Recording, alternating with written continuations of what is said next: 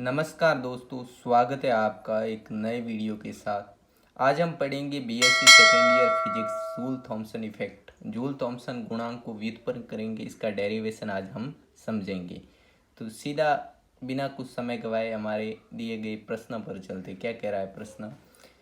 Joule Thomson गुणांक प्रसरण को व्युत्पन्न करो। इसको हमें डेरिवेशन करना है जूल थॉमसन इफेक्ट का। पहले मैंने आपको डेरिवेशन कराया था जूल थॉमसन गुणांक के आधार पर वान डेर वाल्स गैस समीकरण व आदर्श गैस समीकरण को व्युत्पन्न करना। वो भी आप वीडियो की BSc second year physics playlist में देख सकते हो, और वहाँ पर मैंने आपको अच्छी तरह से समझाया है पूरा डेरिवेशन। तो आज हम पढ़ेंगे जूल थॉमसन इफेक्ट का जो भी मेन डेरिवेशन है, वो आज हम समझेंगे कि किस प्रकार वो वहाँ पर जो आता है हल, उस प्रकार उसका हम आदर्श और वास्तविक वान डेर वाल्स गैस समीकरण में मान रखते हैं। तो वो जो डेरिवेशन है वो आज हम सीखेंगे। तो देखिए, जूल थॉमसन गुणांक होता है ना, जूल थॉमसन में एंथैल्पी नियत रहती है। ये तो हमें पता ही है कि जो भी हमने थ्योरी पढ़ी थी कि जूल थॉमसन इफेक्ट होता है, उसमें एंथैल्पी होती है, वो क्या रहती है? नियत रहती है। तो देखिए क्या होता है कि H is equal to U plus P V होता है। तो इसको हमने समीकरण नंबर 1 दे दी। यहाँ से ये हमें इक्वेशन नंबर 1 दे दी।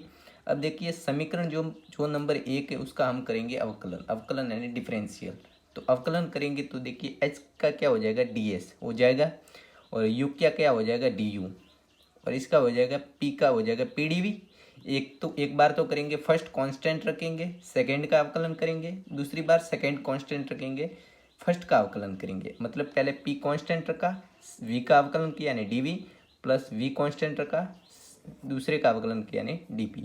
और ये क्या एंथैल्पी नियत रहती है, नियत रहती है नहीं कि इज इक्वल टू हमने क्या कर दिया? 0। समझ गए आप? यहाँ क्या करेंगे? ds बराबर du plus P D V. तो इसको हम क्या लिख सकते हैं? डी क्यू बराबर D U plus P D V नहीं होता, जो हम बार बार डेरिवेशन में पढ़ते होंगे। बीएससी सेकेंड ईयर फिजिक्स की जो भी फर्स्ट बुक है उसमें डी क्यू बराबर D U plus P D V नहीं पढ़ते कि जो भी। तो यहाँ देखिए जो आंतरिक ऊर्जा होती है वो क्या होती है? वो डी क्यू बराबर क्या होता है? D U plus P D V होता है। तो इसकी जगह मैंने क्या लिख दिया? D Q. समझ गए? और इसकी जगह ये है ना, D U plus P D V की जगह इसकी जगह मैंने डी क्यू लिख दिया, और ये plus V D P equal to 0। वैसे का वैसे कुछ अलग नहीं किया। अब देखिए डी एच बराबर D Q plus V D P, इसके डी क्यू की जगह मैंने टी डी एस लिख दिया, क्योंकि डी क्यू बराबर टी डी एस। जब एंथैल्पी नियत रहती है, सॉरी आंतरिक ऊर्जा नियत रहती है, तब क्या होता है? डी क्यू बराबर टी डी एस नहीं होता। जैसे ये आंतरिक ऊर्जा है क्या डी क्यू बराबर क्या होता है? D U plus P D V होता है। तो आंतरिक ऊर्जा जब नियत रहती है तब डी क्यू बराबर क्या हो जाता है? टी डी एस होता है। तो इसकी जगह मैंने डी क्यू की जगह क्या लिख दिया? T D S. समझ गए आप? Plus V D P is equal to 0, नियत रहती है, इज इक्वल टू 0 लिख दिया। अब हम क्या करेंगे कि ये डी एच मैंने यहाँ से लिखना छोड़ दिया होता तो भी चलता, क्योंकि मैंने यहाँ बराबर 0 लिख दिया है, क्योंकि एंथैल्पी नियत रहती है। एंथैल्पी यानी एंथैल्पी को अब हम 0 कर सकते हैं। समझ गए आप? क्योंकि जूल थॉमसन इफेक्ट का ही तो हमें डेरिवेशन करना है। तो टी डी एस बराबर हम क्या लिखा? वी डी पी को प्लस था, 0 के उस साइड गया है, तो प्लस का क्या हो जाएगा? पक्षांतरण की तरह में माइनस हो जाएगा। तो पी डी पे क्या हो गया? माइनस वी डी पी हो गया।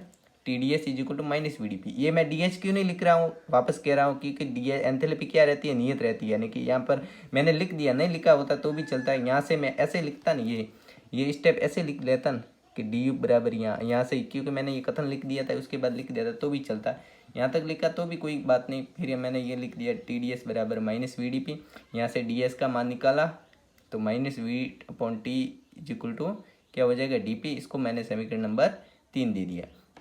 अब देखिए क्या होता है कि जूल थॉमसन प्रभाव में दाब के साथ ताप में भी परिवर्तन होता है। अब जो जूल थॉमसन इफेक्ट होता है, जब उसमें दाब के साथ जो भी परिवर्तन किया जाता है उसके साथ उसका ताप में भी क्या होता है? परिवर्तन होता है। टेम्परेचर में भी परिवर्तन होता है। तो क्या है? तो अतः हम क्या करेंगे? S is equal to F T P, जो उसके जो भी है उसके फलन के सापेक्ष डिफरेंशियल अवकलन करेंगे, फिर उसका मान निकालेंगे। उस प्रकार हम जूल थॉमसन इफेक्ट का अंतिम मान प्राप्त करेंगे, जो कि आदर्श गैस और वास्तविक गैस के लिए हमें काम में लेना होता है। तो यहाँ एस बराबर एफ टी पी ये फलन हमने लिया है, ताप के सापेक्ष और दाब के सापेक्ष जूल थॉमसन इफेक्ट का जो परिवर्तन होता है ना, इसलिए इसको हमें सिद्ध करना है। तो वो हम सिद्ध कर रहे हैं। तो एस का अब अवकलन कर दिया, क्या हो गया? डी एस, और इसका हो गया, पहले हम करेंगे, पहले जैसे एक बार दाब नियत रहता है तो एक बार ताप नियत रहता है। समझ के दोनों के सापेक्ष करना पड़ेगा। तो जैसे मैंने यहाँ पर लिखा D S upon D T, यहाँ पर मैंने लिखा दाब नियत रहता है, तब मैंने इसका अवकलन किया D S upon D T. D T P दाब नियत रहता है, जब ताप नियत रहता तब क्या किया, ये किया ds अपॉन dp dp। दाब का तो हो जाएगा अवकलन और ताप क्या रह जाएगा, नियत। इधर हो जाएगा ताप का अवकलन, दाब क्या रह जाएगा, नियत। दोनों कंडीशन हमें करनी पड़ती है, समझ गए। क्योंकि हमें पता नहीं है कि ये जो भी ये फलन है ये दाब के सापेक्ष अवकलन ये पूर्णत होगा या ताप के सापेक्ष अवकलन पूर्णत होगा। तो इस प्रकार जो समीकरण नंबर 3 है व 4 उन दोनों को हमने ले लिया। इधर भी क्या है, ds बराबर minus we T upon D P है, इधर क्या है ds बराबर ds अपॉन डी टी, जो भी ये पूरा फंक्शन है। तो इसको हमने दोनों ds था, इसको हमने तुलना कर दी, यानी इसके अनुसार क्या करेंगे। अब देखिए इसके अनुसार अब हमने किया, इसका फलन ये लिख दिया क्योंकि ds बराबर minus V upon T D P है, और ये ds की जगह हमने ये भी लिख दिया, समझ गए आप। अब हम क्या करेंगे, जो भी ये dp वाला पद है, इधर भी dp वाला पद है, इस दोनों को इस साइड भेज देते हैं और इस जो भी t वाला पद है इसको उस साइड ला लेते हैं, यानी मतलब ये इधर ही रखते हैं। तो ds upon D T P D T ये तो इधर ही रखा, समझ गया। एक पक्ष की तरफ ही रखा हमने इसको, और जो भी ये फंक्शन था उसको हमने दूसरे पक्ष की तरफ भेज दिया। तो ये क्या हो जाएगा, प्लस का क्या हो जाएगा, माइनस हो जाएगा, और माइनस का क्या होता है, प्लस होता है, जो भी पक्षांतरण विधि क्या होती है। तो ये क्या हो जाएगा, प्लस का क्या हो जाएगा, माइनस हो जाएगा। तो इधर ये प्लस का था, उधर माइनस हो जाएगा, उधर भी माइनस था ही, पहले से ऑलरेडी माइनस था ही, तो इधर माइनस था और ये भी माइनस हो जाएगा। तो माइनस मैंने क्या ले लिया, कॉमन ले लिया। तो v अपॉन टी, ये डी पी, ये दोनों में डी पी है तो इसलिए मैंने इसको बाहर ले लिया कंबाइन करके। तो ds upon D P T, एक तो ये हो गया ds upon D T P, एक क्या हो जाएगा v अपॉन टी ये, और माइनस मैंने क्या ले लिया, दोनों का कॉमन। वापस कोष्टक खोलेंगे दोनों की तरफ, कोष्टक खोलने पर क्या हो जाएगा, माइनस दोनों में आ जाएगा ना, वो कि वो जो मैं पहले था वो प्राप्त हो जाएगा, यानी हम उस स्थिति में सही इस समीकरण को कर रहे हैं। तो अब देखिए t, अब मैंने क्या किया, इसका लसअप ले लिया, एलसीएम ले लिया। तो देखिए इसका हो जाएगा t लसअप हो गया। अब इसका क्या हो जाएगा, मतलब t का इससे गुणा हो जाएगा, क्योंकि इसके नीचे तो हर एक होगा, तो एक इसका गुणा हो गया, और इसके नीचे t का t में भाग जाएगा, तो वो क्या रहेगा, केवल v रहेगा। और जो ये t होगा वो उस वाले पक्ष में मैंने भेज दिया, वहाँ वो पक्ष गुणा नहीं होता, जैसे वो क्या कहते हैं उसको, 10वीं क्लास में आप पढ़े होंगे, वो कौन से गुणे कहते थे उसको, तो मैं अभी नाम मुझे रिकॉल नहीं हो रहा है, याद नहीं आ रहा है। तो देखिए इसको मैंने क्या लिख दिया, टी लिख दिया, जो टी उधर भेज दिया, T D S upon D P T. अब इस प्रकार हमने इसको सॉल्व किया। अब देखिए आगे भी पूर्ण देखिए। और मैं एक बात कहना चाहूँगा कि यदि आप इस चैनल पर पहली बार आए तो सब्सक्राइब जरूर कर लेना, क्योंकि मैं बीएससी रिलेटेड सभी फिजिक्स और मैथ्स के वीडियोज अपलोड कर दूंगा। फिजिक्स के सभी डेरिवेशन अपलोड करूंगा और मैथ्स के सभी कठिन प्रश्न अपलोड कर दूंगा, और मध्यम वाले प्रश्न भी अपलोड कर दूंगा, जो आपके लिए बीएससी का बेड़ा पार कर देगा और एक अच्छी मतलब 80% 70% की डिग्री बना लेगा। तो वीडियो कैसा लगा वो भी लाइक कर देना, कमेंट में बता देना, और मैं एक और नए वीडियो के साथ आपके बीएससी सेकेंड ईयर फिजिक्स के लाते रहूँगा। और यदि आप बीएससी सेकेंड ईयर फिजिक्स पूरी पढ़ना चाहते हैं तो मेरी बीएससी सेकेंड ईयर फिजिक्स की प्लेलिस्ट देख लेना, उसमें मैंने 3-4 डेरिवेशन और कराए हैं, वो भी देख लेना। तो देखिए चूँकि डी क्यू बराबर टी डी एस होता है, तो देखिए यहाँ पर टी डी एस की जगह मैंने क्या लिख रहा, डी क्यू लिखा।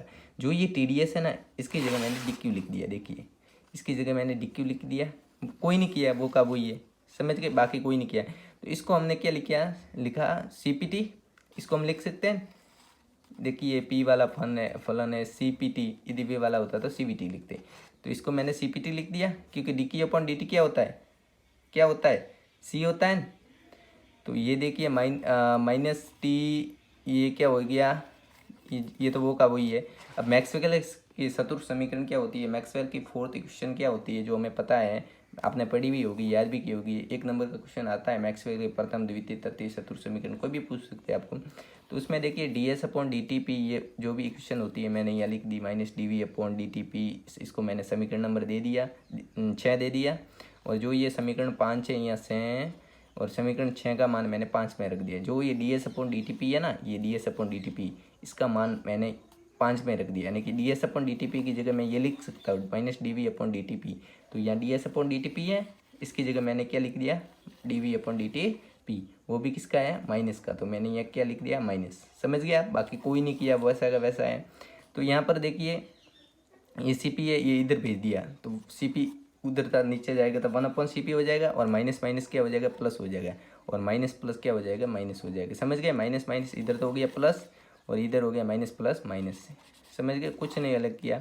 इसको मैंने क्या किया, ये भी लिखे तो भी सही है। अब इसे जूल थॉम्सन के म्यूजिटी के पद में लिखेंगे तो क्या लिखेंगे, म्यूजिटी बराबर 1/(से) CP T/dV/dt माइनस बी। ये मैंने इति सिद्धम हैंस प्रूव कर दिया, जो भी जूल थॉम्सन इफेक्ट था इसका अंतिम हल हमने प्राप्त कर लिया।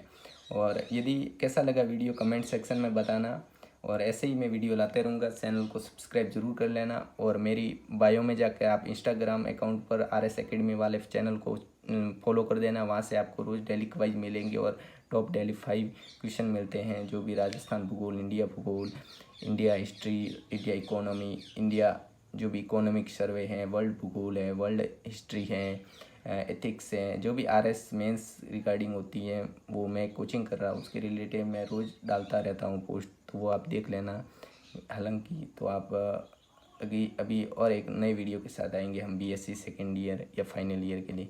आप तब तक अपने आप को तैयारी के लिए मजबूत रखना, और मिलते हैं एक नई वीडियो के साथ आपके अपने YouTube प्लेटफॉर्म एजुकेशन राउंड पर।